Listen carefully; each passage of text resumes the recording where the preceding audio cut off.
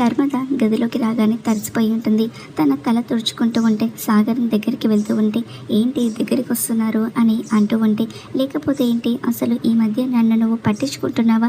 ఎంతసేపు ఇల్లు, తోడికోడలు, ప్రేమ ఇదే తప్ప అసలు నా గురించి ఏమైనా ఆలోచిస్తున్నావా అని సాగర్ అంటూ ఉంటే, నర్మద చాలా ఎక్కువైందనుకుంటా అని అంటూ ఉంటే, ఎక్కువ అవ్వడం కాదు, నాకు ఇక్కడ కాలిపోతుంది అని సాగర్ అనుకుంటూ ఉంటాడు. ఇక నర్మద తన తల తుడుచుకుంటూ ఉంటే, ఏంటి బంగారం, నేనున్నాను కదా, నేను తుడుస్తానుండు అని దగ్గరికి వెళ్తూ ఉంటాడు. ఇక నర్మద మాత్రం, ఎక్కడికి వస్తున్నావు, దగ్గరికి వచ్చావంటే చెప్తాను ఈ సంగతి, దూరంగా ఉండు అని నర్మద సాగర్కి చెప్తూ ఉంటుంది. సాగర్ ఇక నర్మద వైపు చూస్తూ ఇక తను తల తుడుచుకుంటూ ఉంటే వెళ్ళి ఇక డోర్ లాక్ చేస్తూ ఉంటాడు.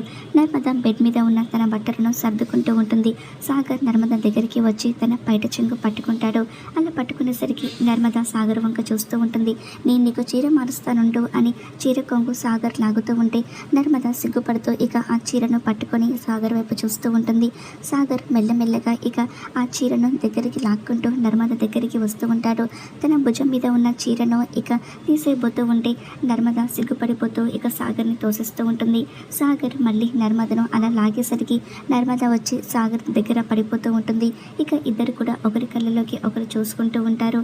సాగర్ నర్మదను చాలా ప్రేమగా చూస్తూ ఇక తన పెదాల మీద చేతితో రుద్దుతూ ఉంటాడు. నర్మదకి కూడా ఇక సాగర్ మీద అలానే ఫీలింగ్స్ వస్తూ ఉంటాయి. ఇద్దరు కూడా ఒకరినొకరు కౌగిలించుకొని ఇక చాలా సంతోషంగా సమయం గడుపుతూ ఉంటారు. ఆ తర్వాత తిరుపతి ఇక చెంబుతో బయటికి వస్తూ ఉంటాడు. ఆ చెంబును చూసి పిల్లలందరూ కూడా తిరుపతిని ఎగతాళి చేస్తూ ఉంటారు.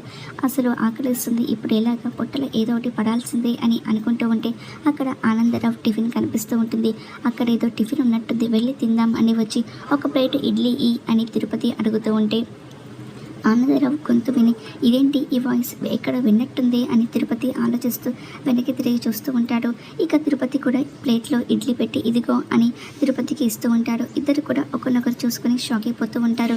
నువ్వా అని తిరుపతి అంటూ ఉంటే నేనే అని ఆనందరావు చెప్తూ ఉంటాడు. ఇక తిరుపతికి ఆనందరావు తనే స్వయంగా ఇడ్లీని తినిపిస్తూ ఉంటాడు. ఈ చెయ్యిని మాత్రం ఈ చెంబులో నుంచి తీయాలి అనే ప్రయత్నంతో ఈ చెంబును కట్ చేయకు, అలా చేసావంటే నీకు ఈ జన్మలో పెళ్ళి అవ్వదు అని ఆనందరావు చెప్పేసరికి తిరుపతి షాక్ అయిపోతూ అసలు ఈ చెంబు ఏంటో నా పెళ్ళికి వచ్చింది అని తిరుపతి ఇక బాధపడిపోతూ ఉంటాడు.